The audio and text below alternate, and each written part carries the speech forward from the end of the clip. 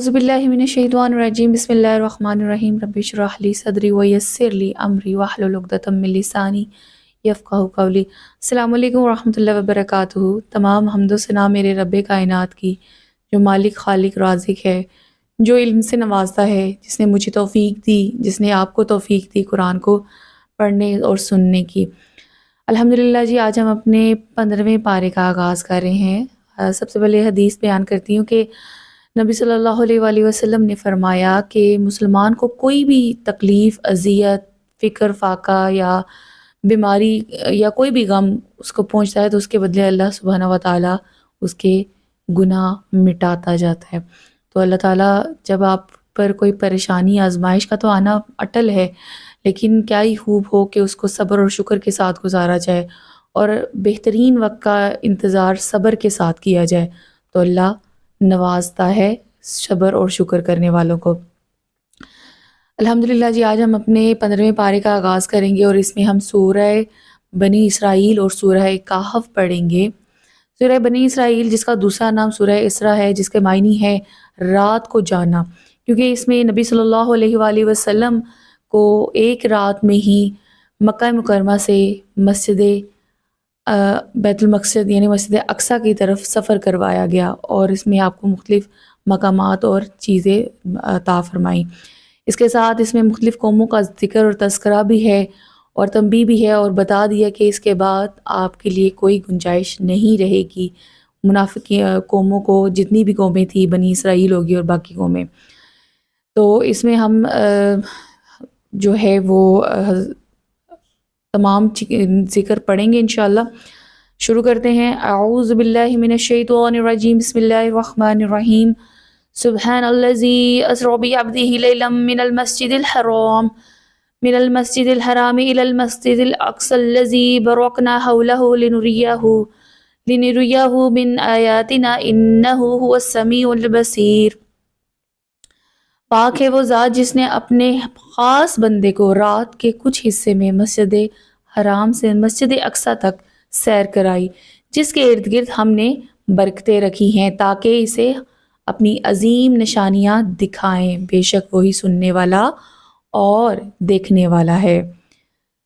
यानी कि इस आयत से हमें पता चलता है कि अल्लाह सुब्हानहू व तआला ने मेराज की रात को, जिसमें नबी सल्लल्लाहु अलैहि वसल्लम का एक जलील मोज़ा जो है, अल्लाह की ख़ास नेमत जो है, यानी कि मक्का मुकरमा से मस्जिद अक्सा की तरफ का सफ़र है और इसमें आपको मुख्तलिफ़ मकामात दिखाए गए, यानी कि रात के छोटे से पहर में जो अल्लाह ताला ने उनको ये सफ़र करवाया। वआतैना मूसल किताब वजअलनाहु हुदल लिबनी इसराईल अल्ला तत्तखिज़ु मिन दूनी वकीला। और हमने मूसा को किताब अता फरमाई और इसे बनी इसराइल के लिए हदायत बनाया कि मेरे सिवा किसी को कारसाज ना बनाओ। ए इन लोगों को औलाद जिन्हें हमने नूह के साथ सवार किया, वो यकीनन बहुत शुक्रगुजार बंदे थे। यानी कि जो नूह अलैहिस्सलाम का वाक़या है उसमें वो भी बयान किया जा रहा है, उससे पहले मूसा अलैहिस्सलाम का। और हमने बनी इसराइल की तरफ किताब में वही भेजी कि ज़रूर तुम में दो मरतबा फसाद करोगे और तुम ज़रूर बड़ा तकब्बर करोगे। फिर जब इन दो मरतबा पे पहली बार का वादा आया तो हमने तुम पर अपने बंदे भेजे जो सख्त लड़ाई वाले थे, तो वो शहरों के अंदर तुम्हारी तलाश के लिए घुस गए और ये एक वादा था जिसे पूरा होना था। फिर हमने तुम्हारे गलबा इन पर उलट दिया और मालों और बेटों के साथ तुम्हारी मदद की और हमने तुम्हारा तादाद में ज़्यादा कर दिया, यानी कि इजाफा कर दिया। अगर तुम भुलाई करो तो तुम अपने लिए ही बेहतर करोगे और अगर तुम बुराई करोगे तो तुम्हारी जानों के लिए ही होगा। जब दूसरी बार का वादा आया ताकि वो तुम्हारे चेहरे बिगाड़ दें और तुम्हारी मस्जिद में दाखिल हो जाएं जैसे पहली बार इसमें दाखिल हुए थे, तो जिस चीज़ पर गलबा पाएं इसे तबाह बर्बाद कर दें। करीब है कि तुम्हारा रब तुम पर रहम फरमाए और अगर तुम पर वो रहम दोबारा शरारत करें तो हम दोबारा सज़ा देंगे। और हमने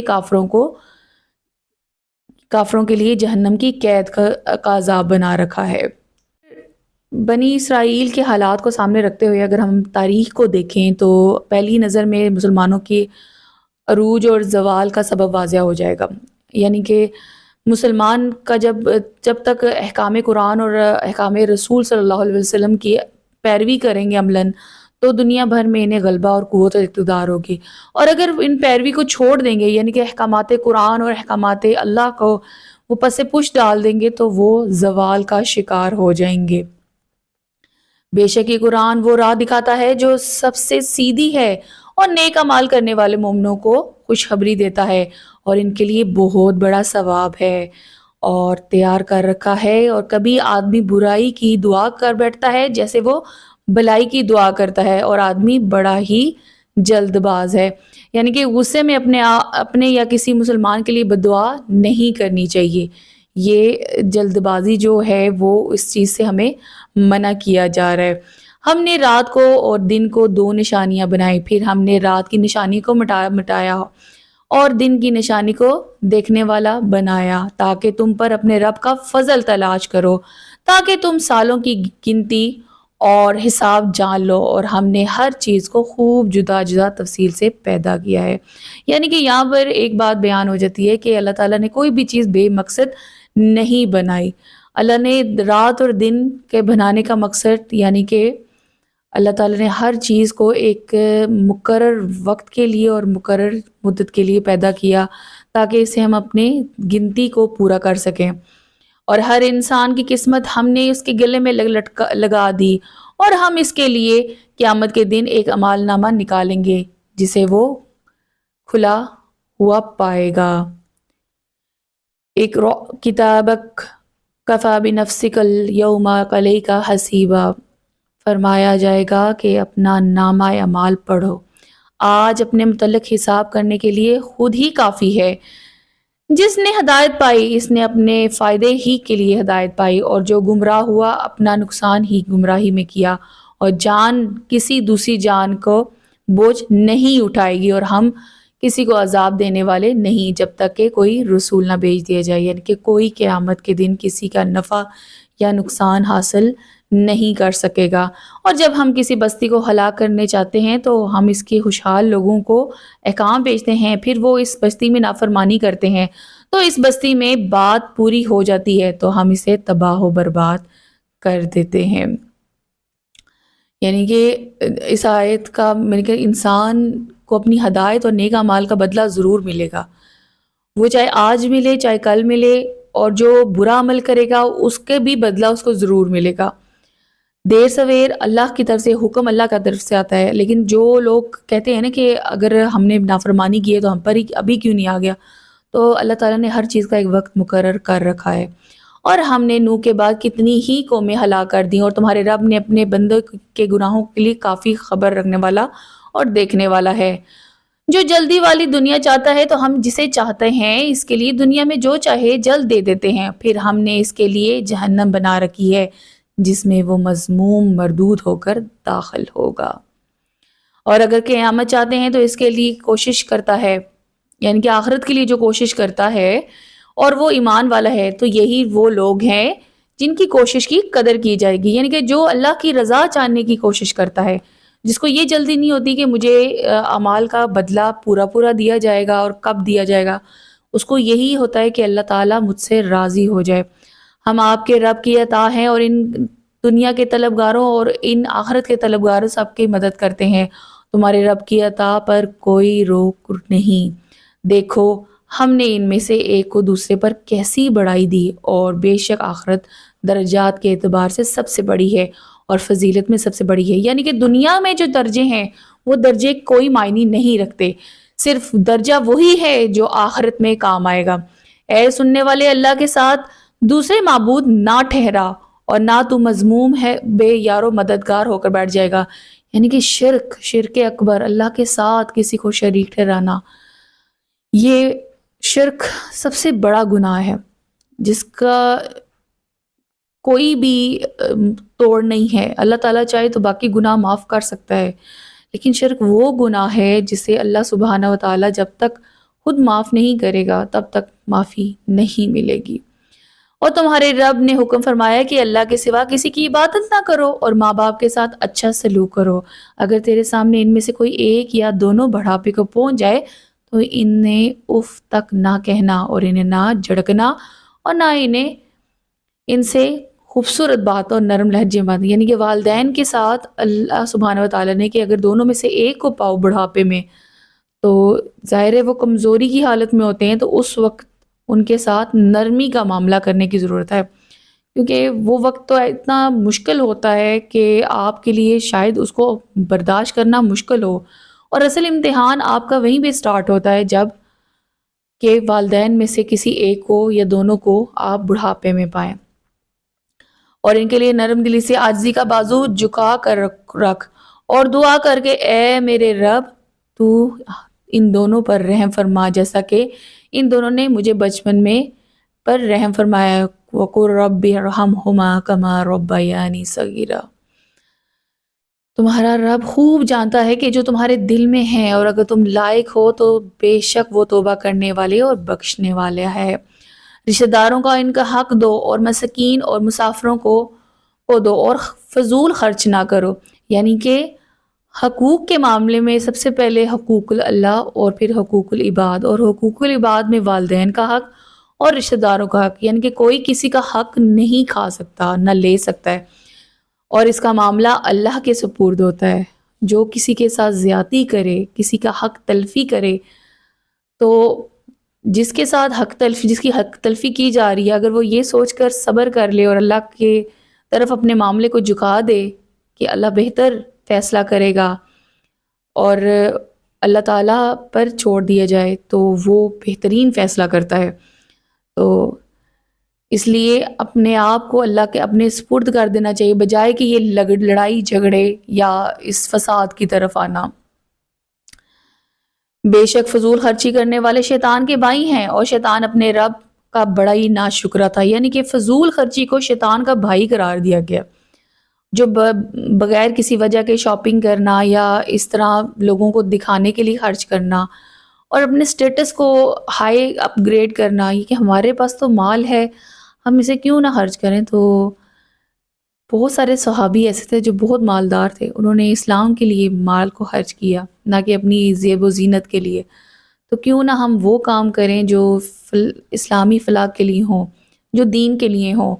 اور اس کے بعد اپنی ضرورت کا مال رکھا جائے۔ اور اگر اپنے رب کی رحمت کے انتظار میں تجھے امید ہے تو ان سے منہ پھیرو، تو ان سے آسان بات کہو، اور اپنا ہاتھ اپنے گردن سے بندھا ہوا نہ رکھو اور نہ پورا کھول دو کہ پھر ملامت اور حسرت میں بیٹھے رہو۔ یعنی کہ اگر کسی وقت تمہارے پاس فوری دینے کو کچھ نہ ہو تو ان سے آسان بات کو، جیسے ان کی خوش دلی کے لیے ان سے وعدہ کرو یا ان کے حق میں دعا کرو، ٹھیک ہے؟ یعنی کہ کسی صورت میں بھی مجبور ہو کوئی بھی ہو تو ان کے ساتھ آپ کو آسانی والا وعدہ کرو، اور اس میں یہ کہ خرچ کو اعتدال کے ساتھ، جو معاملات کو اعتدال کے ساتھ وہ خرچ کرنے کی ضرورت ہے۔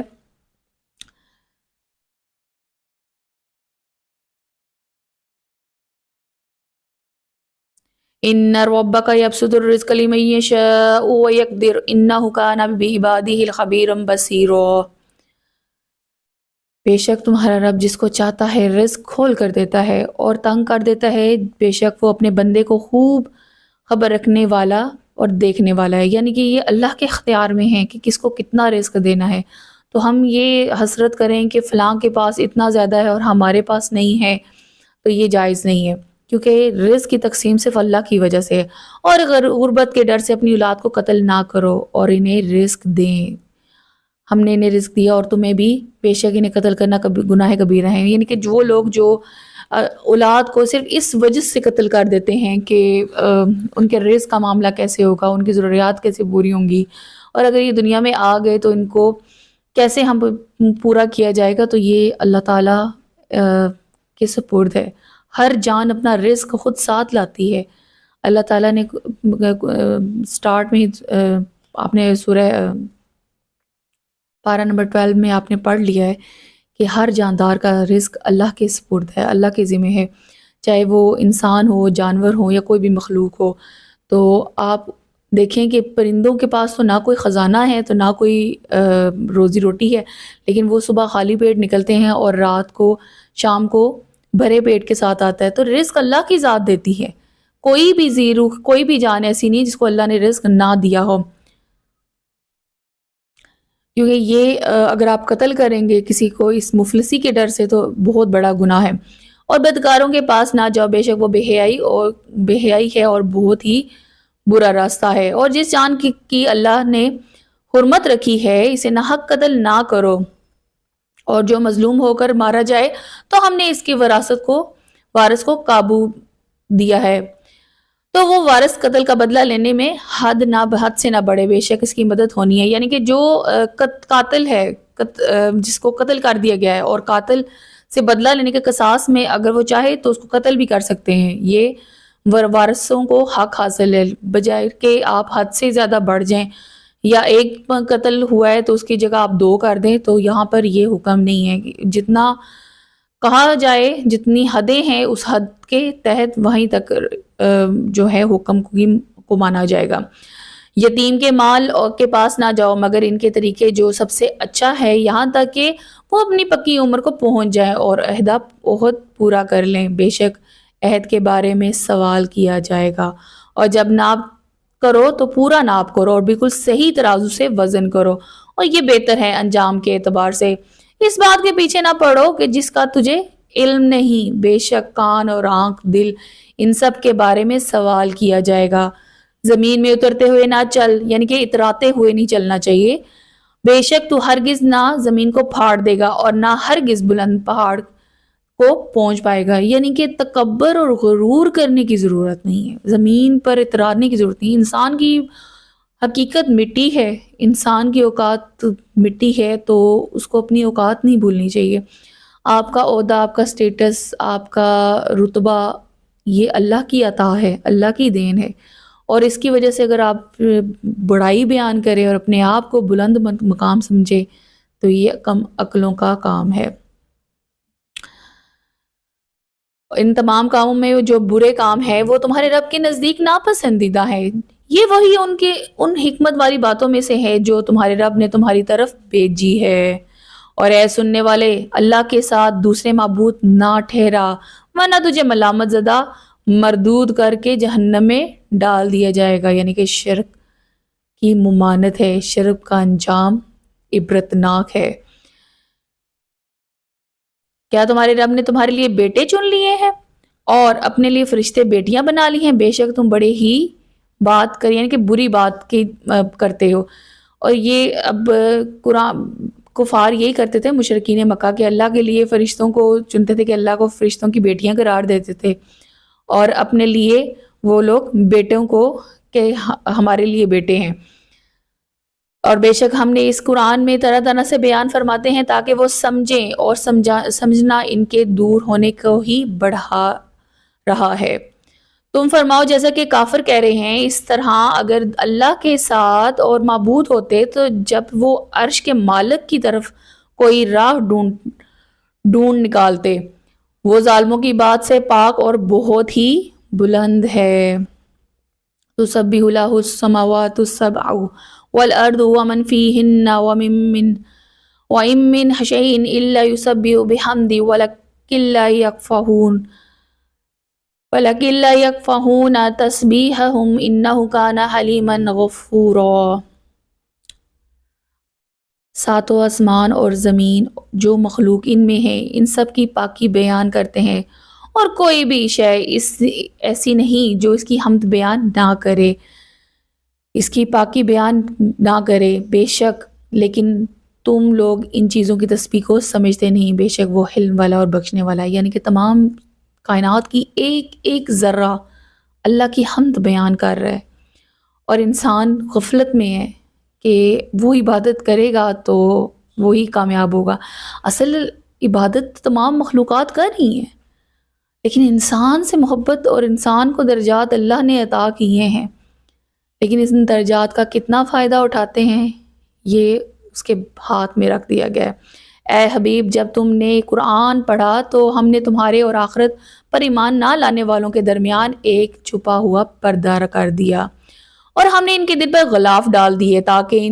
اس قرآن کو نہ سمجھے، اور ان کے کانوں پر بوجھ رکھ دیا۔ جب تم قرآن پہ اپنے لیے رب کا ذکر کرتے ہو تو وہ کافر نفرت کرتے ہوئے پیٹ پھیر جاتے ہیں اور بھاگ جاتے ہیں۔ یعنی کہ جو قرآن کو نہیں سمجھتے ہیں، جو اللہ کے احکامات کو نہیں جاننا ہی نہیں چاہتے ہیں، تو اللہ نے بھی ان کے دلوں پہ پردے رکھے ہوئے ہیں۔ یہ آپ کی اپنی کوشش پر ہے کہ آپ اس کو کس طریقے سے گین کرتے ہیں، کس طرح آپ اللہ تعالیٰ کی طرف جانا چاہتے ہیں یا آپ دور ہونا چاہتے ہیں۔ ہم خوب جانتے ہیں جب وہ آپ کی طرف کان لگائے ہوئے سنتے ہیں تو وہ اسے کیوں سنتے ہیں جب وہ آپس میں مشورہ کرتے ہیں۔ جب ظالم کہتے ہیں تم صرف ایک ایسے مرد کی پیروی کرتے ہو جس پر جادو ہوا، دیکھو انہوں نے تمہارے لیے کیسی مثالیں بیان کی ہیں، تو یہ گمراہ ہوئے بس یہ راستہ پانے کی طاقت نہیں رکھتے۔ یعنی کہ آپ صلی اللہ علیہ وسلم پر کبھی جادوگر کا الزام لگاتے یا مجنون کا۔ اور انہوں نے کہا کہ جب ہم ہڈیاں اور ریزہ ریزہ ہو جائیں گے تو کیا واقعی ہمیں نئے سرے سے پیدا کر کے اٹھایا جائے گا؟ تم فرماؤ کہ پتھر بن جاؤ یا لوہا یا اور کوئی مخلوق تمہارے خیال میں بہت بڑی ہے، تو ایک کہیں گے ہمیں دوبارہ کون پیدا کرے گا؟ تم فرماؤ وہی جس نے پہلی بار پیدا کیا، تو اب آپ کی طرف تعجب سے اپنے سر ہلا کر کہیں گے یہ کب ہوگا؟ تو فرماؤ ہو سکتا ہے کہ یہ نزدیک ہی ہو جائے۔ یعنی کہ اللہ کے لیے کوئی مشکل نہیں ہے کہ جو ایک بار پیدا کر سکتا ہے وہ بار بار بھی کر سکتا ہے، وہ دوسری بار بھی کر سکتا ہے۔ جس دن وہ تمہیں بلائے تو تم ان کی حمد کرتے ہوئے جواب دو گے اور تم سمجھو گے کہ تم بہت تھوڑا عرصہ رہے۔ اے حبیب آپ میرے بندوں سے فرما دیں کہ وہ ایسی بات کہیں جب سب سے اچھی ہو، یعنی کہ اچھی بات کہنا۔ بے شک شیطان لوگوں کے درمیان فساد ڈال دیتا ہے، بے شک شیطان انسان کا کھلا دشمن ہے۔ ربکم اعلم بکم ان یشاء یرحمکم او ان یشاء یعذبکم وما ارسلناک علیہم وکیلا۔ تمہارا رب تمہیں خوب جانتا ہے، وہ اگر چاہے تو تم پر رحم کرے یا اگر چاہے تو تمہیں عذاب دے، اور ہم آپ کو ان پر نگہبان بنا کر نہیں بھیجا۔ یعنی کہ انسان کی معاملات اللہ کے سپرد ہیں۔ اللہ جس کو چاہتا ہے عذاب دیتا ہے، اللہ جس کو چاہتا ہے بخش دیتا ہے، یہ اس کے ذمہ ہے۔ کسی انسان یا نبی صلی اللہ علیہ وسلم بھی اس پر نگہبان نہیں ہے اس معاملے میں۔ تمہارا رب خوب جانتا ہے جو آسمان میں ہے اور جو زمین میں ہے۔ بے شک ہم نے نبیوں میں ایک کو دوسرے پر فضیلت عطا فرمائی اور ہم نے داؤد کو زبور عطا فرمائی۔ تم فرماؤ پکارو انہیں جس کو تم اللہ کے سوا معبود سمجھتے ہو، تو وہ تم سے تکلیف ہٹانے کا اختیار نہیں رکھتے اور نہ اسے پھیر سکتے ہیں۔ یعنی کہ کوئی بھی چیز، کوئی بھی آپ شرک جو جس کے معاملے میں کرتے ہیں، جسے سمجھتے ہیں کہ یہ تو یہاں سے جائیں تو فیض ملتا ہے، یہاں سے جائیں تو ہمیں کھانا ملتا ہے، یہاں سے جائیں تو ہماری مرادیں پوری ہوتی ہیں، تمام چیزیں تو اللہ کے ذمہ ہیں۔ اللہ تو کسی کے ساتھ، اللہ کے ساتھ تو کوئی شریک ہے ہی نہیں ہے، وہ تو خود سب اللہ کے محتاج ہیں۔ ہم سب ذرہ ذرہ اللہ کا محتاج ہے، تو کیسے ہو سکتا ہے کہ آپ فلاں جگہ گئے تو آپ کو فیض مل گیا؟ فیض صرف اللہ کی طرف سے ہے، بندہ کچھ بھی نہیں کر سکتا۔ وہ مقبول بندے جن کی یہ کافر عبادت کرتے ہیں اور خود اپنے رب کی طرف وسیلہ تلاش کرتے ہیں، ان میں سے کون زیادہ مقرب ہے؟ وہ اللہ کی رحمت کی امید رکھتے ہیں اور ان کے عذاب سے ڈرتے ہیں۔ بے شک رب کا عذاب ڈرنے کی چیز ہے، اور کوئی بستی نہیں مگر یہ کہ ہم نے اسے روز قیامت سے پہلے ختم کر دیا یا اسے سخت عذاب دیں گے، یہ کتاب میں لکھا ہوا ہے۔ اور ہمیں نشان بھیجنے سے صرف اس چیز نے باز رکھا کہ ان نشانوں کو پہلے لوگوں سے جھٹلایا، اور ہم نے سمود کی اونٹنی واضح نشانی دی تو انہوں نے اس پر ظلم کیا، اور ہم نشانیاں ڈرانے کے لیے ہی بیچتے ہیں۔ یعنی کہ جتنے باتیں بیان کرنے کا مقصد یہ ہے کہ اللہ تعالیٰ کا عذاب ان پر آتا ہے جو اللہ کے احکامات کو سن کر بھی انسنا کر دیتے ہیں۔ جب ہم نے تم پر فرمایا بے شک سب لوگ تمہارے رب کے قابو میں ہیں، ہم نے آپ کو جو مشاہدہ کرایا اسے لوگوں کے لیے آزمائش بنا دیا، اور اس درخت کو بھی جس پر قرآن میں لعنت کی گئی ہے، اور ہم انہیں ڈراتے ہیں اور انہیں ڈرانا ان کی بڑی سرکشی میں اضافہ کر دیتا ہے۔ اور یاد کرو جب ہم نے فرشتوں کو حکم دیا کہ آدم کو سجدہ کرو تو ابلیس کے سوا سب نے سجدہ کیا۔ اس نے کہا میں اسے سجدہ کروں جو اسے تم نے مٹی سے بنایا ہے؟ کہنے لگا بھلا دیکھ تو جسے تو نے میرے اوپر معزز بنایا ہے، اگر تو نے مجھے قیامت تک مہلت نہ دی تو ضرور میں تھوڑے سے لوگوں کے علاوہ اس کی اولاد کو پیس ڈالوں گا۔ اللہ نے فرمایا چلا جا، تو ان میں سے تیرے پیروی کرے گا، یعنی کہ جو بھی تیری پیروی کا بے شک وہ تم جہنم میں اس کا سزا پاؤ گے، یعنی کہ جو بھی شیطان کی پیروی کرے گا وہ جہنم کا حقدار ہوگا۔ تو اپنی آواز کے ذریعے جسے پھسلا سکتا ہے پھسلا دے، اور انہیں اپنے سوار اور پیادوں کے ذریعے چڑھائی کر دے۔ مالوں اور اولاد میں تو ان کے شریک ہو جا اور ان سے وعدہ کرتا رہ، اور شیطان ان سے دھوکے ہی کا وعدہ کرتا ہے، یعنی کہ شیطان کے وعدے اس دھوکے کے سوا کچھ بھی نہیں ہے۔ بے شک تو جو میرے بندے ہیں ان پر تیرے کچھ قابو نہیں، اور تیرا رب کارساز ہے، یعنی کہ وہ جو اللہ کے دین پر ڈٹے رہتے ہیں، جنہیں اگر کوئی پریشانی یا مصیبت آ بھی جائے تو وہ صبر کے ساتھ اور اللہ پہ توکل کرتے ہوئے اس معاملے کو جو ہے انجام دیتے ہیں، اور ان کے لیے اللہ کافی ہے۔ تمہارا رب وہ ہے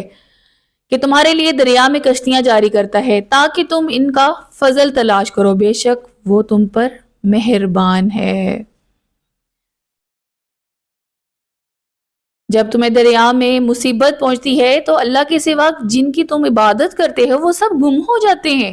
پھر جب تمہیں خشکی کی طرف نجات دیتا ہے تو منہ پھیر لیتے ہو، اور انسان بڑا ناشکرا ہے۔ یعنی کہ جب مصیبت آئے تو اللہ تعالیٰ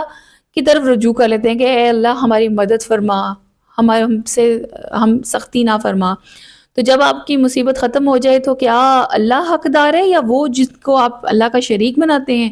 کہ میں فلاں جگہ گیا اور فلاں جگہ سے فیض حاصل کیا؟ کیا تم اس بات سے بے خوف ہوگے کہ اللہ تمہارے ساتھ خشکی کا کنارہ زمین میں ڈھنسا دے، یا تم پر پتھر بھیجے پھر تم اپنے لیے کوئی حمایتی نہ پاؤ گے؟ یا تم اس بات سے بے خوف ہوگے کہ وہ تمہیں دوبارہ دریا میں لے جائے، پھر تم پر جہاز توڑنے والی آندھی بھیج دے تو وہ تمہیں تمہارے کفر کے سبب غرق کر دے، پھر تم اپنے لیے کوئی ایسا نہ پاؤ جو اس پر ہم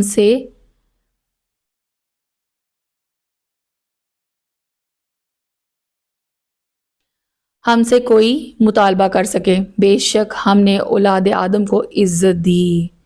اور انہیں خشکی اور تری میں سوار کیا، اور ان کی ستھری چیزوں سے رزق دیا، اور انہیں اپنی بہت سی مخلوق پر برتری دی۔ یعنی کہ اللہ تعالیٰ نے اولاد آدم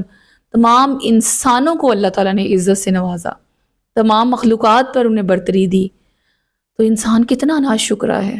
کہ اس کی شکر گزاری کی بجائے اس کی ناشکری کرتے ہیں۔ یاد کرو جس دن ہم ہر جماعت کو اس کے امام کے ساتھ بلائیں گے تو جسے اس کا نامہ اعمال اس کے دائیں ہاتھ میں دیا جائے گا تو وہ لوگ اپنے نامہ اعمال پڑھیں گے، یعنی کہ بروز قیامت جس کے دائیں ہاتھ پر نامہ اعمال ہوگا تو اس کے دائیں ہاتھ پہ ہی اس کا رکھ دیا جائے گا، اور ان پر ایک دھاگے کے برابر بھی ظلم نہ کیا جائے گا، یعنی کہ جس کے عمل جیسے ہوں گے اس کو ویسا ہی صلہ ملے گا۔ وَمَنْ كَانَ فِي هَٰذِهِ أَعْمَىٰ فَهُوَ فِي الْآخِرَةِ أَعْمَىٰ وَأَضَلُّ سَبِيلًا، اور جو اس زندگی میں اندھا ہوگا وہ آخرت میں بھی اندھا ہوگا اور وہ زیادہ ہی گمراہ ہوگا۔ یعنی کہ جو سمجھنا ہی نہیں چاہتا کہ حق کیا ہے، سچ کیا ہے، رب تعالیٰ نے کیا فرمایا ہے، تو وہ پھر آخرت میں بھی وہی مقام حاصل کرے گا جس کے وہ طلبگار تھا دنیا میں۔ تو کفار چاہتے ہیں کہ تمہیں اس وحی سے ہٹا دے جو ہم نے تمہاری طرف بھیجی ہے، تم ہمارے اوپر وحی سے ہٹ کر کوئی بات منسوب کر دو، اور اس وقت وہ آپ کو گہرا دوست بنا لیں گے، یعنی کہ وہ سمجھ چکے تھے کہ یہ اللہ کے پیغمبر ہیں۔ اب ان کو یہ تھا کہ کسی طریقے سے قریش مکہ والے کہ کسی طریقے سے نبی صلی اللہ علیہ وسلم ہماری بات کو تسلیم کر لیں، یا ہم جو کہیں اسے وحی کا درجہ دیتے ہوئے لوگوں تک پہنچائے، کیونکہ لوگ آپ پر ایمان لانا شروع کر گئے تھے، آپ ہے پہلے ہی صادق اور امین کے لقب سے پہچانے جاتے تھے، اور وہ شک و شبہات میں ان منافقین ان مشرکین کے کہنے پر بھی پڑ گئے، لیکن وہ حق کو تسلیم کرنا شروع کر گئے تھے۔ اور اگر ہم تمہیں ثابت قدم نہ رکھتے تو قریب تھا کہ ہم ان کی طرح کچھ تھوڑا سا مائل ہو جاتے، یعنی کہ ان کی طرف مائل ہو جاتے، اور اگر ایسا ہوتا تو ہم تمہیں دنیاوی زندگی میں دگنی سزا اور موت کے بعد دگنی سزا کا مزہ چکاتے، پھر تم ہمارے مقابل اپنا کوئی مددگار نہ پاتے، اور بے شک قریب تھا کہ وہ تمہیں اس سرزمین سے پھسلا دیں تاکہ تمہیں اس سے نکال دیں، اور اگر ایسا ہوتا تو وہ تمہارے پیچھے تھوڑی ہی مدت ٹھہرتے۔ یعنی کہ اس آیت میں اس کے بعد والی آیت میں کفار کی بات کو رد اور حضور صلی اللہ علیہ وسلم کی عظمت اور شان اور معصومیت کا بیان کی فرمایا گیا ہے۔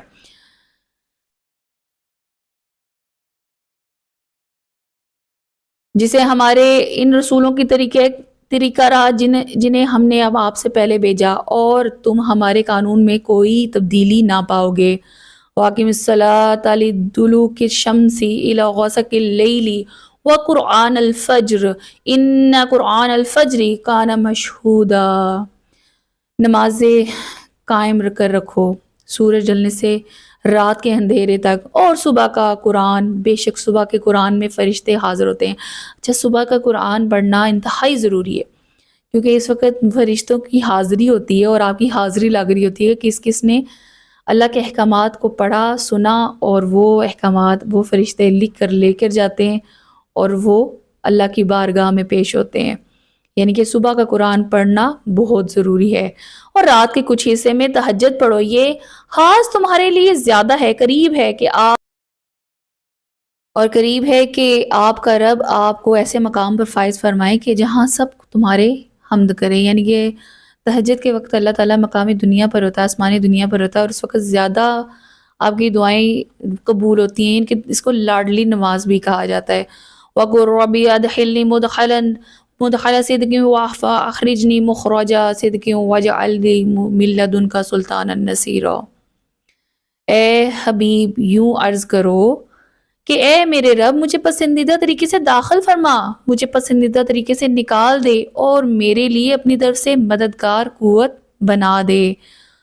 تم فرماؤ کہ حق آیا اور باطل مٹ گیا، بے شک باطل کو مٹنا ہی ہے۔ یعنی کہ باطل چاہے وہ تھوڑے وقت کا ہو یا زیادہ وقت کا ہو، اس کا مٹنا مقدر ہے۔ اور ہم نے قرآن میں وہ چیزیں اتاری جو ایمان والوں کے لیے شفا اور رحمت ہے، اور اس سے ظالموں کو خسارہ بڑھتا جائے گا۔ یعنی کہ قرآن کو اگر جو پکڑ لے گا وہ فلاح پا جائے گا، کیونکہ قرآن ہی شفا ہے، قرآن ہی رحمت ہے، اور قرآن ہی کامیابی ہے۔ اور جب ہم نے انسان پر احسان کرتے ہیں تو وہ منہ پھیر لیتا ہے اور اپنی طرف سے دور ہٹ جاتا ہے، اور جب اس سے برائی پہنچتی ہے تو مایوس ہو جاتا ہے۔ تم فرماؤ سب اپنے اپنے انداز پر کام کرتے ہیں تو تمہارا رب اسے خوب جانتا ہے، وہ زیادہ ہدایت کے راستے پر ہے۔ تو تم سے روح کے متعلق پوچھتے ہیں، تم فرماؤ روح میرے رب کے حکم سے ایک چیز ہے۔ اے لوگو، تمہیں بہت تھوڑا علم دیا گیا ہے۔ یعنی کہ اللہ تعالیٰ نے جو روحیں بنائی ہیں وہ بھی ایک چیز ہے، روح بھی ایک مخلوق ایک چیز رکھتی ہے، ایک شے ہے، اور انسان اس حقیقت تک نہیں پہنچ سکتا۔ اللہ تعالیٰ نے تو ابھی علم کا ایک حصہ بھی اس طریقے سے انسانوں کو نہیں دیا جس پر انسان اتنا غرور کرتا ہے۔ تو ڈگریاں لے لینا یا علم کا سمجھ لینا کہ میں اب ڈگری لے چکا ہوں، پی ایچ ڈی کر چکا ہوں، ڈاکٹر بن چکا ہوں، انجینئر بن چکا ہوں، تو اس کے بعد اب میرے لیے تو بہت بڑا مقام ہے۔ تو اللہ تعالیٰ فرماتا ہے ابھی تو علم کا تو کوئی حصہ تمہارے پاس آیا ہی نہیں جس پہ تم غرور کرو۔ تو کس بات پہ وہ لوگ غرور کرتے ہیں؟ اور میں سمجھتی ہوں کہ جو علم والے ہوتے ہیں ان کے اندر عاجزی ہوتی ہے، جیسے کہتے ہیں نا پھل والا پیڑ جو ہوتا ہے وہ جھکا ہوا ہوتا ہے جس کے ساتھ زیادہ پھل لگا ہوتا ہے، تو جس کے ساتھ پھل نہیں لگا ہوتا تو وہ اکڑا ہوا ہوتا ہے۔ تو یہی مثال ایک پڑھے لکھے بندے کی اور ایک جس نے علم کو جذب کیا ہو، اور جس کے پاس علم نہ ہو، صرف ڈگریاں ہی خالی ہوں، تو اس کے مثال اکڑے ہوئے پیڑ کی، یعنی کہ اس کے ساتھ پھل نہیں لگا ہوا۔ تو انسان کو اپنا محاسبہ کرنا چاہیے کہ کیا واقعی میں اس کے بعد جو علم آیا ہے کیا وہ واقعی میں علم ہے یا بس تھوڑا سا پھل لگا ہوا اور اس کے ساتھ اکڑ کے کھڑا ہے۔ اور ہم چاہتے تو ہم آپ کو کی طرف وہی بھیجتے، اس لیے جانتے پھر تم اپنے لیے اس پر ہمارے حضور کوئی وکیل نہ پاتے. الا رحمتا من ربک ان فضلہ کان علیک کبیرا، مگر تمہارے رب کی رحمت ہی ہے، بے شک تمہارے اوپر اس کا بڑا فضل ہے. تم فرماؤ اگر آدمی اور جن سب اس بات پر متفق ہو جائیں کہ اس قرآن کی مانند لے آئیں تو اس کی مثل نہ لا سکیں گے، اگرچہ ان میں ایک دوسرے کا مددگار ہو. یعنی کہ اللہ تعالیٰ فرماتا ہے کہ بے شک آپ سب مل جائیں، انسان میں مل جائیں، جنات میں مل جائیں اور مخلوقات میں ملا لیں، لیکن قرآن جیسی مثال کوئی نہیں لا سکتا. ایک آیت کیا ایک لفظ بھی اس کی جس کے مطابق نہیں لا سکے گا. وَلَقَدْ صَرَّفْنَا لِلنَّاسِ فِي هَذَا الْقُرْآنِ مِنْ كُلِّ مَثَلٍ فَأَبَى أَكْثَرُ النَّاسِ إِلَّا كَفُورًا. بے شک ہم نے لوگوں کے لیے اس قرآن میں ہر طرح کی مثالیں بار بار بیان کی ہیں اور اکثر لوگ ناشکری کرنے کے علاوہ نہ مانتے ہیں. یعنی کہ بار بار باتوں کا تکرار، قصوں کا تکرار، صرف یہی ہے کہ انسان سمجھ جائے کہ حق کیا ہے، سچ کیا ہے، اللہ کا وعدہ کیا ہے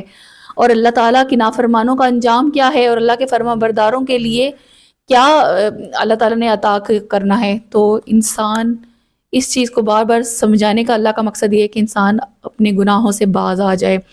انہوں نے کہا ہم تم پر ہرگز ایمان نہ لائیں گے یہاں تک کہ تم ہماری زمین سے کوئی چشمہ بہا دو. یعنی کہ یہ بہانے ہیں نا کہ ہر طرح سے آپ بہانے تعویلات گھڑنے، کبھی کچھ لے کے آؤ، کبھی کچھ لے کے آؤ. ماننے والا، حق کو ماننے والا، سچ کو ماننے والا تو اللہ کے ایک بات پہ ہی بسم اللہ اور الحمدللہ اور اس پہ ثم الحمدللہ کہہ دیتا ہے.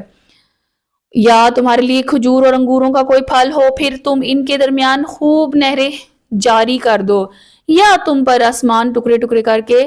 گرا دو جیسا کہ تم نے کہا، یا اللہ اور فرشتے کو ہمارے سامنے لے آؤ. یا تمہارے لیے کوئی سونے کا گھر ہو یا آسمان پر چڑھ جاؤ پھر تمہارے چڑھ جانے پر بھی ہرگز ایمان نہ لائیں گے جب تک ہم پر ایک کتاب نہ اتارو جو ہم پڑھیں. تم فرماؤ میرا رب پاک ہے، میں تو صرف اللہ کا بھیجا ہوا ایک آدمی ہوں. یعنی کہ انبیاء اپنے پاس سے کچھ بھی نہیں کہتے، وہ بھی اللہ کے حکم سے جو دلیل پیش کرتے ہیں، اس کے علاوہ کچھ بھی نہیں. اور لوگوں کو ایمان لانے سے ان کے پاس ہدایت آ جانے کے بعد اس بات نے منع کر رکھا ہے کہ وہ کہتے ہیں کہ اللہ نے ایک آدمی کو رسول بنا بھیجا ہے، صرف ایک تکبر کی وجہ سے کہ صرف ایک آدمی کو رسول اور وہ بھی ہم میں سے نہیں. تو اس وجہ سے وہ، حالانکہ وہ حق کو سمجھ کے اللہ کے احکامات کو جان گے، ان کا دل مانتا ہے، لیکن ان کے اندر جو شیطان ہے وہ اس کو تسلیم کرنے سے ان طرف نہیں آنے دیتا. تم فرماؤ اگر زمین میں فرشتے ہوتے جو اطمینان سے چلتے پھرتے اور ہم ان پر آسمان سے کسی فرشتے کو ہی رسول بنا کر بھیجتے تو فرماؤ میرے اور تمہارے درمیان اللہ کافی ہے، بے شک وہ اپنے بندوں کی خبر رکھنے والا اور دیکھنے والا ہے. یعنی کہ اگر اللہ تعالیٰ اگر زمین میں فرشتے ہوتے تو فرشتوں میں سے فرشتے نبی کی صورت میں بھیج دیا جاتا، لیکن اگر فرشتوں کو بھیج دیا جاتا تو یہ انسان جو کہ عقل سے ہی آ رہے، جو ایک بت کو اپنا خدا مان بیٹھے ہیں، تو فرشتوں تو نوری مخلوق ہے، تو ان کو تو کچھ اور ہی درجہ مل جاتا، پھر تو اللہ کے احکامات ہی نہ رہتے. یا جن کو اگر بھیج دیا جاتا پیغمبر بنا کر تو وہ اس سے ڈر جاتے اور بات سننا تو دور کی بات، انہیں دیکھ جاتے تو اپنے آپ کو وہ ہلاکت میں ڈال لیتے. تو اللہ تعالیٰ نے انسانوں میں انسانوں کی طرح کے پیغمبر بھیجے تاکہ وہ ان جیسے معاملات کریں اور ان سے ہدایت طلب کریں، اور ان کو فضیلت دی ہے تمام انسانوں پر. وہ انسانوں میں اللہ کے بھیجے ہوئے مقرب رسول ہیں، اور جسے اللہ چاہے ہدایت دے اور وہی ہدایت پانے والا ہے، اور جنہیں وہ گمراہ کر دے تو ہرگز ان کے لیے اس کے سوا کسی کی مدد نہ پائیں گے، اور ہم انہیں قیامت کے دن ان کے منہ کے بل اٹھائیں گے، اور اس حال میں کہ وہ اندھے گونگے بہرے ہوں گے اور اس کا ٹھکانہ جہنم ہوگا. جب کبھی بجھنے لگے تو ہم ان کے لیے اور بھڑکا دیں گے. یعنی کہ وہاں پر 1 منٹ کی بھی یا 1 سیکنڈ کی بھی جہنم کی آگ کو ٹھنڈا نہیں کیا جائے گا، نہ بجھنے دیا جائے گا. جو ہی بجھے گی تو ساتھ ہی بھڑکا دی جائے گی. یہ ان کی سزا اس سبب سے کہ انہوں نے ہماری آیات کا انکار کیا اور کہنے لگے کہ جب ہم ہڈیاں اور ریزہ ریزہ ہو جائیں گے تو کیا ہمیں نئے سرے سے پیدا کر کے اٹھایا جائے گا؟ اور کیا انہوں نے نہیں دیکھا کہ وہ اللہ جس نے آسمان اور زمین پیدا کیے وہ اس پر قادر ہے اور ان لوگوں کی مثال پیدا کر دے اور کفر کے علاوہ کچھ ماننے سے انکار کر دے۔ تم فرماؤ کہ اگر تم لوگ میرے رب کی رحمت کے خزانوں کے مالک ہوتے تو خرچ ہو جانے کے ڈر سے تم انہیں رک جاتے، اور آدمی بڑا کنجوس ہے۔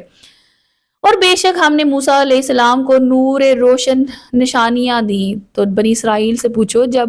وہ موسیٰ اور ان کے پاس تشریف لائے تو فرعون نے ان سے کیا کہا؟ اے موسیٰ بے شک میں تو یہ خیال کرتا ہوں کہ تو بڑا جادوگر ہے۔ فرمایا یقیناً جان چکا ہے کہ ان نشانیوں کو عبرت کر کے آسمان اور زمین کے رب ہی نے نازل فرمایا ہے۔ اے فرعون یہ گمان کرتا ہوں کہ تو ضرور ہلاک ہونے والا ہے۔ تو فرعون نے کہا ان بنی اسرائیل کو زمین سے نکال دیں، تو ہم نے اسے اور اس کے ساتھیوں کو غرق کر دیا۔ یعنی کہ فرعون کا انجام اس کی غرور، تکبر اور اس کے ناحق زمین پر فساد ڈالنے کی وجہ سے ہوا۔ اور اس کے بعد ہم نے بنی اسرائیل میں سے اس سرزمین میں سکونت اختیار کرو، پھر جب آخرت کا وعدہ آئے تو ہم تم سے سب کو جمع کریں گے، یعنی کہ اس وقت قیامت کے دن۔ اور ہم نے قرآن کو حق ہی کے ساتھ اتارا اور حق کے ساتھ ہی یہ اترا، اور ہم نے تمہیں نہ بھیجا مگر خوشخبری دینے والا اور ڈر سنانے والا۔ قرآن کو ہم نے جدا جدا کر کے نازل کیا تاکہ تم اسے لوگوں پر ٹھہر ٹھہر کر پڑھو، اور ہم نے اسے تھوڑا تھوڑا کر کے نازل کیا۔ تم فرماؤ کہ علم دیا گیا ہے جب ان کے سامنے ان کی قرآن کی تلاوت کی جاتی ہے تو وہ تھوڑی کے بل سجدے میں گر جاتے ہیں اور کہتے ہیں ہمارا رب پاک ہے۔ سبحان ربنا انکا کان وعد ربنا لمفعولا، بے شک ہمارے رب کا وعدہ پورا ہونے والا ہے۔ شیطان جو وعدے کرتا ہے اس کے کوئی میعاد نہیں اور نہ ہی اس میں کوئی حقیقت ہے، لیکن اللہ نے جو وعدہ کیا ہے وہ حق ہے، وہ پورا ہونے والا ہے۔ تو بھروسہ کس پہ کرنے کی ضرورت ہے؟ شیطان پر کہ اللہ پر؟ اور وہ روتے ہوئے تھوڑی کے بل گرتے ہیں، اور یہ قرآن ان کے دلوں کے جھکنے کو اور بڑھاتا ہے۔ یعنی کہ وہ لوگ جو متقی ہیں، جو ربانین ہیں، جو رب والے ہیں، یہ ان کے کہ وہ جب قرآن سنتے ہیں تو وہ سجدے میں گر جاتے ہیں، ان کے دل نرم ہو جاتے ہیں، وہ اللہ کے احکامات کو سنتے ہیں تو وہیں پر لبیک کہتے ہیں۔ تو جو رب والے ہیں ان کی تو صفت یہ ہے، تو اپنا محاسبہ کرنا چاہیے کہ کیا آپ کے اندر ایسی صفات ہیں کہ جب اللہ کے احکامات کو سنیں تو آپ اس کو سمجھیں اور اس کو آپ سنتے ہوئے اس پر عمل کریں، یعنی کہ اس وقت سجدے کا حکم ہے۔ تم فرماؤ اللہ کہہ کر پکارو یا رحمان کہہ کر پکارو، تو وہ جو کہے کر پکارو سب اسی کے اچھے نام ہے، اور وہ اپنی نماز میں نہ آواز زیادہ بلند کرو اور نہ ہی اسے آہستہ آہستہ پڑھو، دونوں کے درمیان کا رستہ، یعنی کہ درمیانے طریقے سے آپ کو پڑھنے کا حکم ہے۔ دوسرا یہ کہ اللہ تعالیٰ کو اس کے خوبصورت نام، کتنے خوبصورت نام ہے، رحمان ہے، رحیم ہے، کریم ہے، کبیر ہے، اول ہے، آخر ہے، ظاہر ہے، باطن ہے۔ اللہ کو اس کے ناموں کے ساتھ آپ دعائیں مانگیں، اور دعا کرنے کا بہترین طریقہ بھی یہ ہے کہ جب آپ اللہ سے دعا کریں تو عاجزی کے ساتھ اس کی حمد و ثنا کے بعد اپنی دعاؤں کو لے کر جائیں۔ جب آپ کسی کے پاس جائیں تو آپ سلام دعا کرتے ہیں، اس کی حال احوال پوچھتے ہیں، اس کی تعریف کرتے ہیں، تو وہ کائنات کا مالک جس کے سامنے آپ نے پیش ہونا ہے، تو جب آپ دعاؤں کا کٹورا لے کر جائیں تو اس وقت اس رحمان کی حمد و ثنا تو کریں گے جس نے آپ کو اتنی نعمتوں سے نوازا۔ اور تم کہو سب خوبیاں اللہ ہی کے لیے ہیں جس نے اپنے لیے بچہ اختیار نہ فرمایا، اور بادشاہ ہی میں اس کا کوئی شریک نہیں، اور کمزوروں کی وجہ سے اس کا کوئی مددگار نہیں، اور اسی کی طرف بڑائی بیان کی ہے، یعنی کہ اللہ وہ ہے جس کے ساتھ کوئی شریک نہیں اور اس کا کوئی مدد کرنے والا نہیں، وہ اکیلا ہے، وہ نہ کمزور ہے، نہ اس کو کوئی اونگ آتی ہے، نہ اس کے پاس کسی قسم کی اختیار میں کوئی کمی ہے، یہ تو ہم تمام مخلوقات ہیں جس کے پاس اختیار کی کمی ہے، کمزور ہیں، ہمارے پاس ہر طرح کی، اگر ہم سوئیں نہ تو ہم ایک دو دن کے بعد ہماری زندگی بھی ختم ہو سکتی ہے۔ تو اللہ تعالیٰ نے ہمیں بہت کمزور پیدا کی ہے، اگر ہم اس کی عبادت کریں اور اس کی عبادت سے منہ نہ پھیریں تو اللہ تعالیٰ اپنے بندوں سے بہت محبت کرنے والا ہے۔ سورہ کہف سٹارٹ ہو رہی ہے۔ سورہ کہف جو ہے وہ اگر آپ، نبی صلی اللہ علیہ وآلہ وسلم نے فرمایا ہے کہ جس نے جمعے کے دن سورہ کہف پڑھی، اس کے قدموں کے نیچے سے لے کر آسمان تک نور پیدا ہوتا ہے جو قیامت کے دن اس کے لیے روشن ہوگا، اور اس نے دونوں جمعوں کے درمیان والی گناہ معاف کر دیے جائیں گے۔ یعنی کہ جمعہ کے دن سورہ کہف کا پڑھنا بہت افضل ہے۔ اعوذ باللہ من الشیطان الرجیم، بسم اللہ الرحمن الرحیم، الحمد للہ الذی انزل علی عبدہ الکتاب ولم یجعل لہ عوجا قیما لینذر بأسا شدیدا من لدنہ ویبشر المؤمنین الذین یعملون الصالحات ان لهم اجرا حسنا ماکثین فیہ ابدا وینذر الذین قالوا اتخذ اللہ ولدا ما لهم به علم ولا لآبائهم كبرت كلمة تخرج من أفواههم إن يقولون إلا كذبا فلعلك باخع نفسك على آثارهم إن لم يؤمنوا بهذا الحديث أسفا إنا جعلنا ما على الأرض زينة لها لنبلوهم أيهم أحسن عملا وإنا لجاعلون ما عليها سعيدا جرزا ام حسبت ان اصحاب الكهف والرقيم كانوا من آياتنا عجبا اذ اوى الفتية الى الكهف فقالوا ربنا آتنا من لدنك رحمة وهيئ لنا من رشدا۔ سورہ کہف کی پہلی 10 آیات کو جو شخص صبح کے ٹائم اور جو شخص شام کے ٹائم ایک ایک مرتبہ پڑھ لیتا ہے تو اس پر کسی قسم کا بھی جادو، حسد اور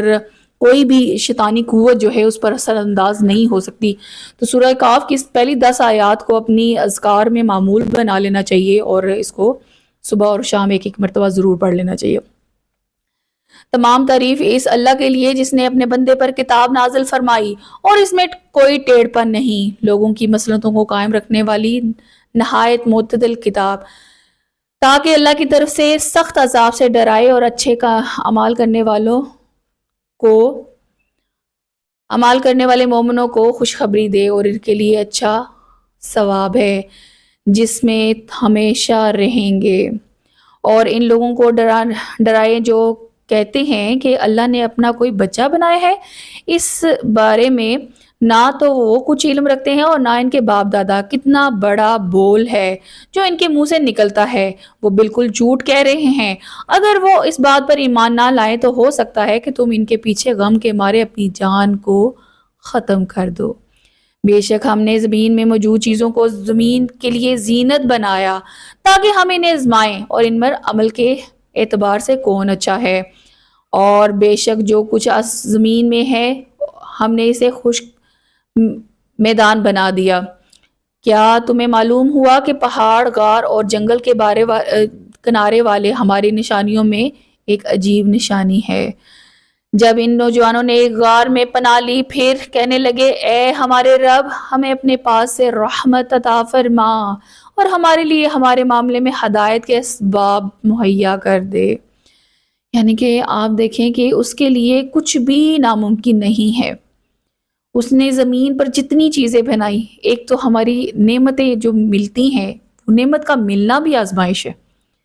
اگر آپ اس کا حق ادا نہیں کریں گے، شکر ادا نہیں کریں گے تو وہ آپ کے لیے آزمائش بن جائے گی، اور اس کا استعمال اگر آپ صحیح نہیں کریں گے تو وہ چھین لی جائے گی۔ ہم نے اس غار میں ان کانوں پر گنتی کے کئی سال پردہ لگا رکھا، پھر ہم نے انہیں جگایا تاکہ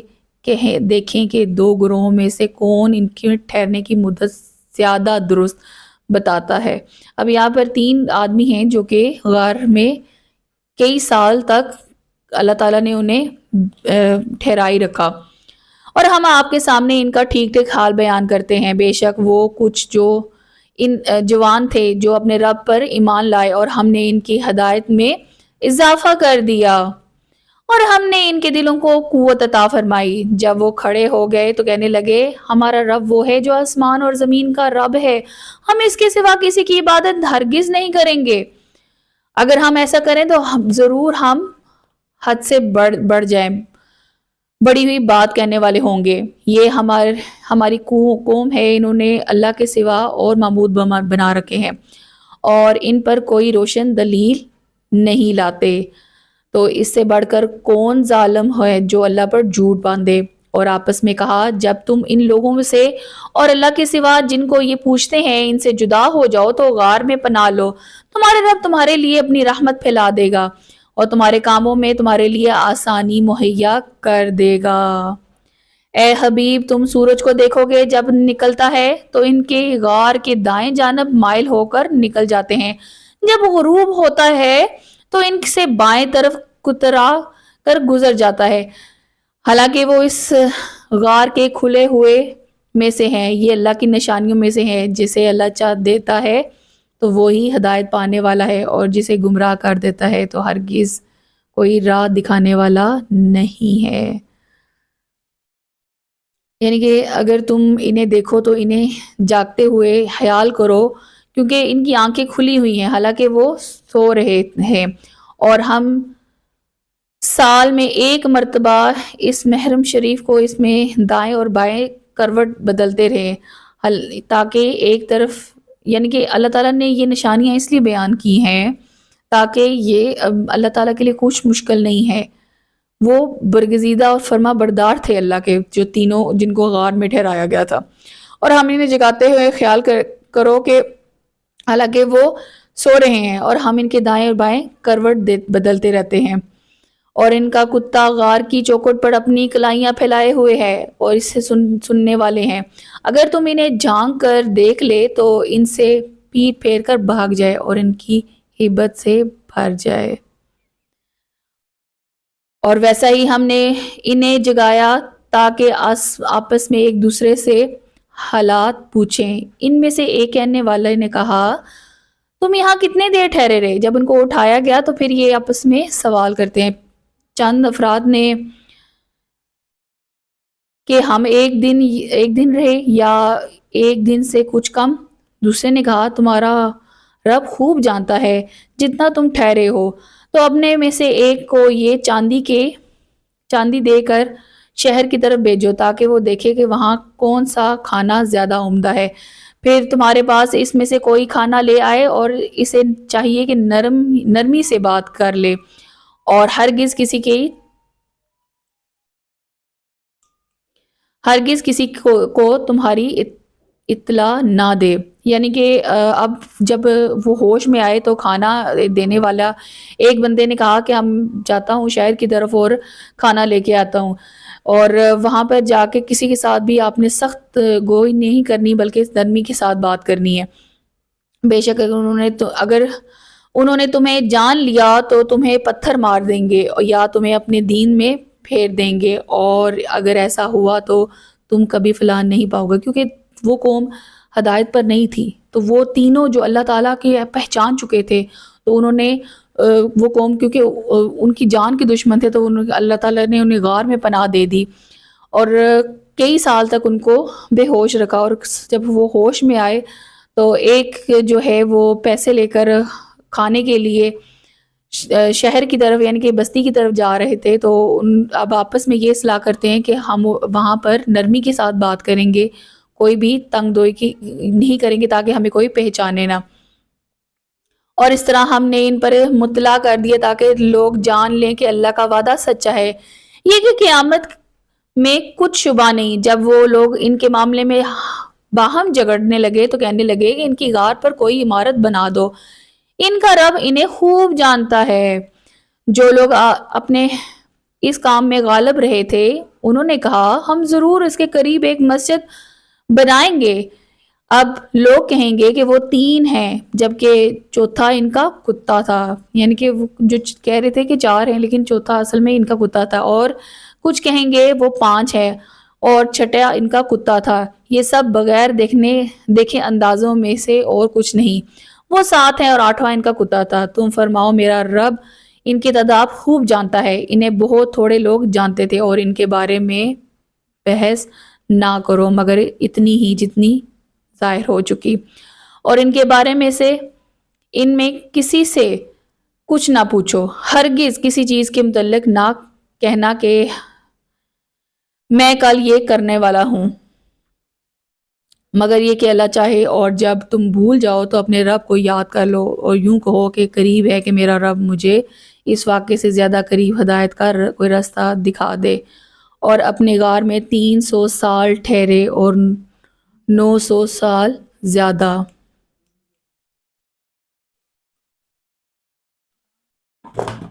یہاں پر ایک بات جو بیان ہوئی ہے کہ اسلامی تعلیمات کے مطابق اگر آپ کوئی بھی کام کرنا چاہتے ہیں تو اس میں انشاءاللہ ضرور کہ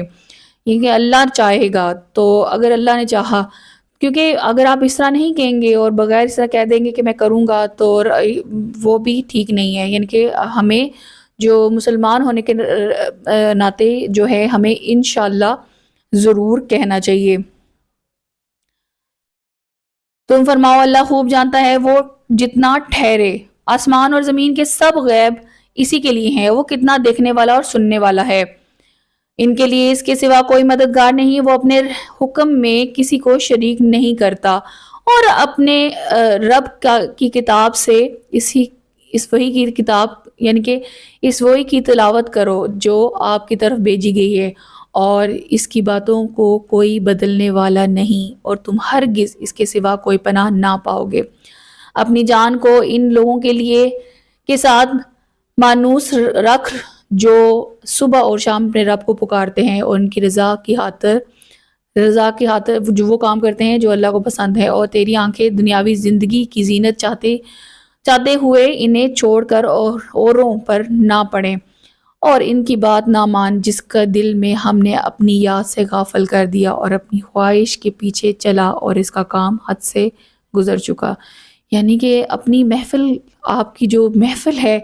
اس میں آپ کو دیکھنا چاہیے کہ آپ کی محفل کس کے ساتھ ہے، یا ان لوگوں کے ساتھ ہے کہ جو گمراہ ہیں، یا ان کے ساتھ ہیں جو اللہ والے ہیں۔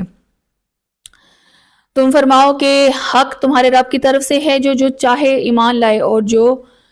چاہے کفر کرے، بے شک ہم نے ظالموں کے لیے وہ آگ تیار کر رکھی ہے جس کی دیواریں انہیں گھیر لیں گی، اور اگر وہ پانی کے لیے فریاد کریں تو ان کی فریاد اس پانی سے پوری کی جائے گی جو پگھلائے ہوئے تانبے کی طرح ہوگا اور ان کے منہ کو بھون دے گا۔ کیا ہی برا پینا اور دوزخ کیا ہی بری ٹھکرانی، یعنی کہ دوزخ والوں کے بتائے جا رہے کہ ان کو پانی پگھلا ہوا تانبا ہوگا، انہیں پیاس لگے گی تو پانی جو تانبے کی صورت میں پلایا جائے گا جو ان کا اندر بھی منہ جلا دے گا۔ ان الذین آمنوا وعملوا الصالحات انا لا نضیع اجر من احسن عملا، بے شک وہ لوگ جو ایمان لائے اور نیک عمل کیے ہم ان کے اجر کبھی ضائع نہیں کرتے، اور جو اچھے عمل کرنے والے ہوں ان کے لیے ہمیشہ کے باغات ہیں، ان کے نیچے سے نہریں بہتی ہیں، اور انہیں ان باغات میں سونے کے کنگن پہنائے جائیں گے، اور وہ سرسبز زمین رنگ کے باریک اور موٹے ریشم کے کپڑے پہنائے جائیں گے، وہاں تختوں پر تکیے لگے ہوئے ہوں گے، اور یہ کیا اچھا ثواب ہے، اور جنت کی کیا ہی اچھی آرام کی جگہ ہے۔ یعنی کہ اللہ تعالیٰ نے جنتیوں کے لیے کتنی خوبصورت نعمتیں عطا فرمائی کہ تکیے لگے ہوئے ہوں گے، انہیں زیور ایسے پہنائے جائیں گے کہ وہ خوبصورت ہوں گے، پھر اس کے ساتھ انہیں کپڑے موٹے ریشم کے کپڑے پہنائے جائیں گے، اور کیا ہی خوب جنتیوں کے لیے نعمتیں ہوں گی۔ اور ان کے سامنے دو آدمی کا حال بیان کرو کہ ان میں سے ایک آدمی کہنے کے لیے ہم نے انگوروں کے 2 باغات بنائے اور ان دونوں باغوں کو کھجوروں سے ڈھانپ دیا اور ان کے درمیان میں کھیتی بھی بنائی، دونوں باغوں نے اپنے اپنے پھل دے دیے اور ان میں سے کچھ کمی نہ کی، اور دونوں کے بیچ میں ہم نے ایک نہر جاری کر دی۔ اور ایک آدمی کے پاس پھل تھے تو اس نے اپنے ساتھی سے کہا کہ وہ اس سے فخر اور غرور کی باتیں کرتا رہتا تھا۔ اس نے کہا کہ میں تجھ سے زیادہ مالدار ہوں اور افراد کے اعتبار سے زیادہ طاقتور ہوں، اور وہ اپنے باغ میں گیا حالانکہ وہ اپنی جان پر ظلم کرنے والا تھا، کہنے لگا کہ میں گمان نہیں کرتا کہ یہ باغ کبھی فنا ہوگا۔ جو بات بیان کی گئی ہے وہ یہ کہ جو کافر ہیں وہ اپنی زیب و زینت کو دیکھ کر جو جو مطلب باغ سے جو مشابہت دی کی ہے، چنانچہ وہ باغ کا مالک مسلمان کا ہاتھ پکڑ کر اس کے ساتھ لے کر باغ میں جائے گا، وہاں اسے فخریہ طور پر ہر طرف لے کر پھرے گا اور مسلمان کو ہر چیز دکھائے گا، اور پھر باغ کی زیب و زینت اور نمائش اور رونق دکھا کر مغرور ہوگا اور کہنے لگے گا کہ میں گمان ہی نہیں کرتا کہ یہ باغ کبھی فنا ہوگا، یعنی ساری عمر یہی پھل مجھے ملے گا، جبکہ اس کے غرور اور تکبر کی وجہ سے وہ اس کے لیے کچھ بھی نہیں ہے۔ اسے معلوم ہوا کہ برے اعمال کے لیے جنت کی آس لگانا کافروں کا شہود ہے، اور مسلمان کو ان کی چیزوں کو دیکھ کر حسرت نہیں کرنی چاہیے، کیونکہ یہ ان کے لیے وقتی ان کی جائے پناہ ہے، اور مسلمانوں کے لیے وہی ہے جو وہ عمل کریں گے تو اس کے لیے اللہ تعالیٰ نے پہلے ہی کتنی خوبصورت باغات کا ذکر کر دیا ہے۔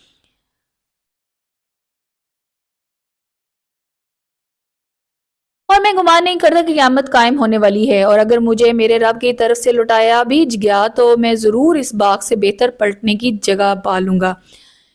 اس کے ساتھی نے کفر کرتا ہے اور اس کے ساتھ کفر کرتا ہے جس نے تجھے مٹی سے بنایا، پھر نطفے سے، پھر تجھے بالکل صحیح مرد بنایا، لیکن میں تو یہی کہتا ہوں کہ وہ اللہ ہی میرا رب ہے اور میں کسی کو اپنے رب کے ساتھ شریک نہیں کرتا، اور ایسا کیوں کروں؟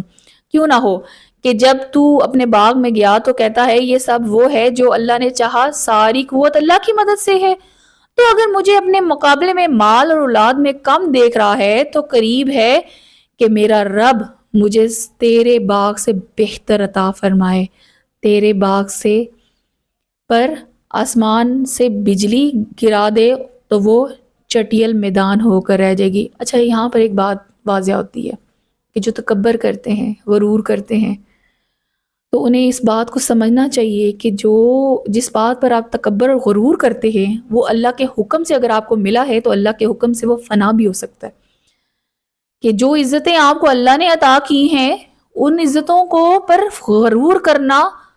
عقل مندوں کا کام نہیں ہے۔ تمام عزتوں کا مالک تو اللہ ہے، اللہ جس کو چاہتا ہے عزت عطا کرتا ہے، اللہ جس کو چاہتا ہے اقتدار عطا کرتا ہے، اللہ جس کو چاہتا ہے نعمتیں عطا کرتا ہے۔ تو انسان کیوں غفلت میں ہے کہ یہ جو عزت ملی ہے، جو حکومت ملی ہے، جو پیسہ ملا ہے، وہ اس کے پاس ہمیشہ رہے گا؟ ایک دن تو وہ فنا ہو جائے گا اور اس کے پاس کچھ بھی باقی نہیں رہے گا۔ یا اس باغ کا پانی زمین میں ڈس جائے پھر اسے ہرگز تلاش نہ کر سکے، اس کے پھل گے لیے گئے تو وہ ان اخراجات پر اپنے ہاتھ ملتا رہ گیا جو اس باغ میں خرچ کیے، اور وہ باغ اپنی چھتوں کے بل اوندے منہ گرا ہوا تھا، اور وہ مالک کہہ رہا ہے اے کاش میں اپنے رب کے ساتھ کسی کو شریک نہ ٹھہراتا، اور اس کے پاس کوئی جماعت نہ تھی جو اللہ کے سامنے اس کی مدد کرتی، اور نہ وہ خود بدلہ لینے کے قابل تھے۔ یہاں پتہ چلتا ہے کہ تمام اختیار سچے اللہ کے ہیں، وہ سب سے بہتر ثواب دینے والا اور سب سے اچھا انجام عطا کرنے والا ہے۔ اور ان کے سامنے بیان کرو کہ دنیا کی زندگی کی مثال ایسی ہے جیسے ایک پانی ہو جسے ہم نے آسمان سے اتارا اور اس کے سبب زمین کو سبزہ گنا ہو کر نکلا، پھر وہ سوکھی گھاس بن گیا جسے ہوائیں اڑاتی پھرتی ہیں، اور اللہ ہر چیز پر قدرت رکھتا ہے۔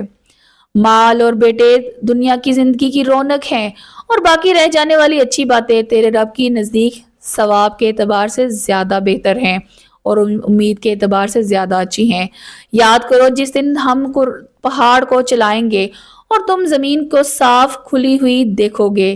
جس پر پہاڑ وغیرہ کچھ بھی نہ ہوگا، اور ہم لوگوں کو اٹھائیں گے اور ان میں سے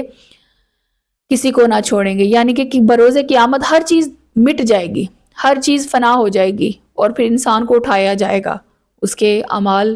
کا بدلہ دینے کے لیے، اب عدالت لگ جائے گی۔ جب تمہارے رب کی بارگاہ میں صفے باندھے پیش کیے جائیں گے، بے شک تم ہمارے پاس ویسے ہی آئے جیسے ہم نے تمہیں پہلی بار پیدا کیا تھا، بلکہ تمہارا گمان تھا کہ ہم ہرگز تمہارے لیے کوئی وعدہ کا وقت نہ رکھیں اور نامہ اعمال رکھا جائے تو تم مجرموں کو دیکھو گے کہ ان میں سے جو لکھا ہوا ہوگا اس سے ڈر رہے ہوں گے اور کہیں گے ہائے ہماری خرابی اس نامہ اعمال کو کیا ہے کہ اس نے ہر چھوٹے اور بڑے گناہ کو گھیرا ہوا ہے، اور لوگ اپنے تمام اعمال کو اپنے سامنے موجود پائیں گے اور تمہارا رب کسی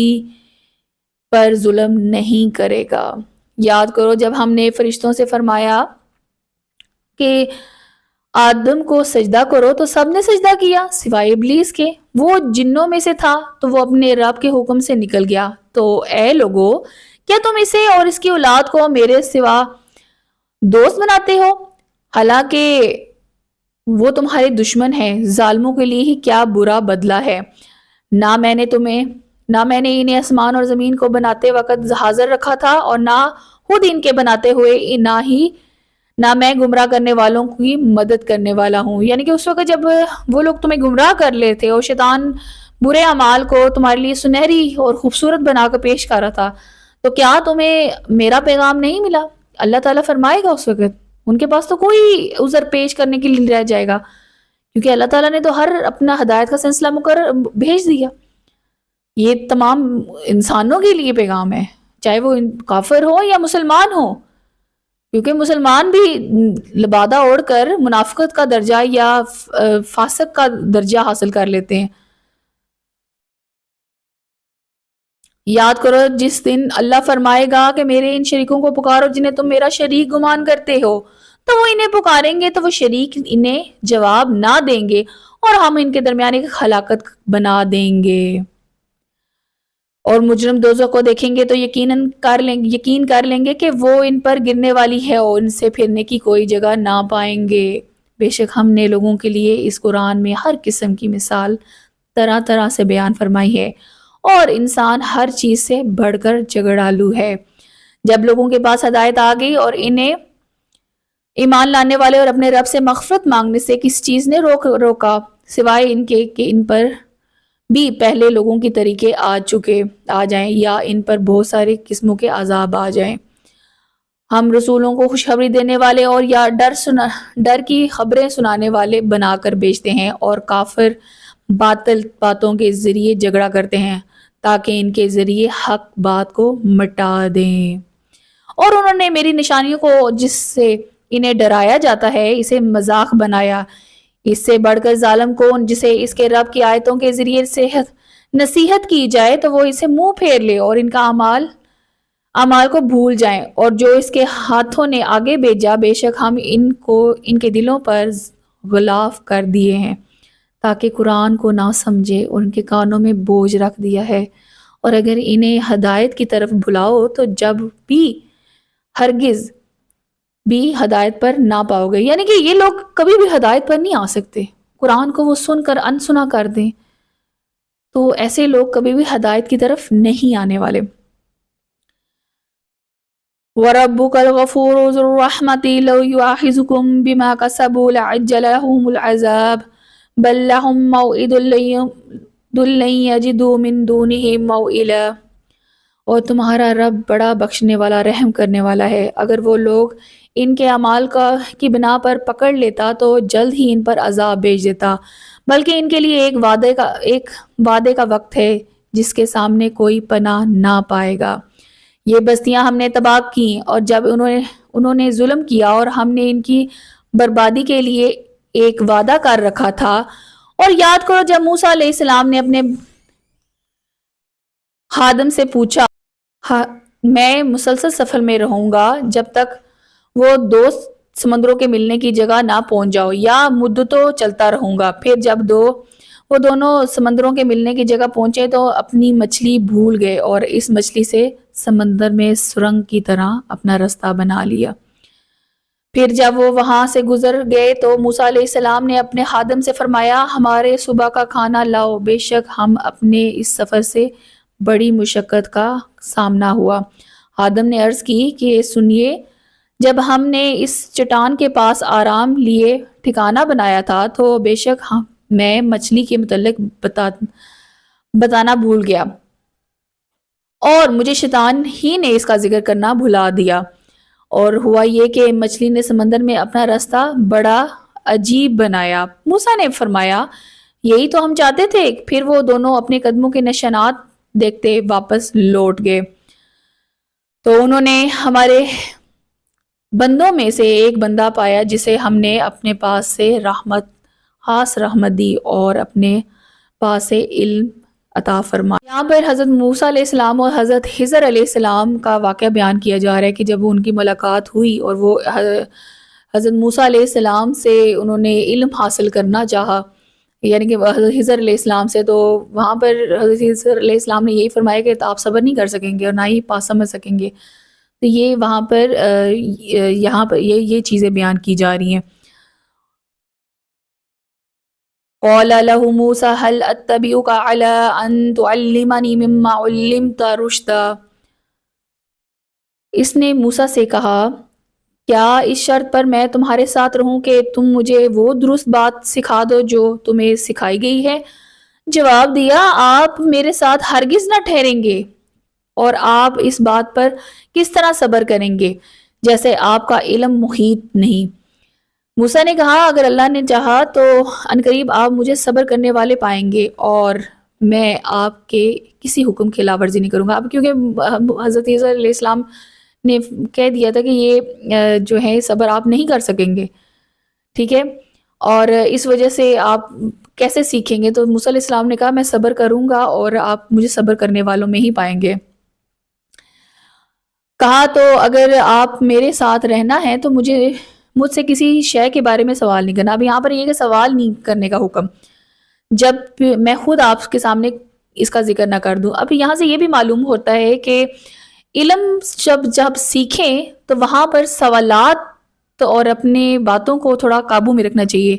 اور سیکھنے والا جو ہے وہ اس چیز کو بغور دیکھے اور مشاہدہ کرے، جب تک کہ جو عالم ہے وہ آپ سے خود سوال نہ کرے۔ پھر وہ دونوں چلے یہاں تک کہ جب کشتی میں سوار ہوئے تو اس سے کشتی کو چیر پھاڑ ڈالا۔ موسیٰ نے کہا کیا تم نے اسے اس لیے چیر دیا تاکہ کسی کشتی والے کو غرق کر دوں؟ بے شک یہ تو تم نے بہت برا کام کیا۔ کہا کیا میں نے نہ کہا تھا کہ آپ میرے ساتھ ہرگز نہ ٹھہریں گے؟ موسیٰ نے کہا میرے بھول پر میرا مواخذہ نہ کرو، مجھے میرے کام کی طرف سے مشکل میں نہ ڈالو۔ پھر دونوں چلے یہاں تک کہ جب انہیں ایک لڑکا ملا تو اس نے اسے قتل کر دیا۔ موسیٰ علیہ السلام نے کہا کیا تم نے کسی جان کے بدلے کے بغیر ایک پاکیزہ جان کو قتل کر دیا؟ بے شک تم نے بہت ناپسندیدہ کام کیا ہے۔ اب یہاں پر جو بات بیان کی جا رہی ہے موسیٰ علیہ السلام اور خضر علیہ السلام کی، ابھی یہ بات ابھی جاری ہے اور انشاءاللہ 16ویں پارے میں ہم اس کو پڑھیں گے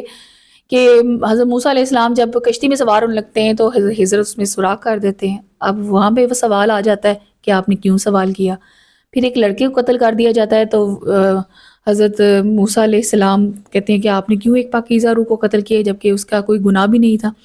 تو وہاں پہ بھی ایک سوال آ جاتا ہے۔ تو یہاں پر کہ سوالات اس صورت میں آپ کریں کہ جب آپ سے سوال کرنے کو کہا جائے، جب آپ کو ایک عالم کوئی بات بتا رہا ہو یا استاد آپ کو کوئی بتا رہا ہو تو اس پر آپ کو صبر کے ساتھ سننا چاہیے جب تک خود آپ کو نہ کہا جائے۔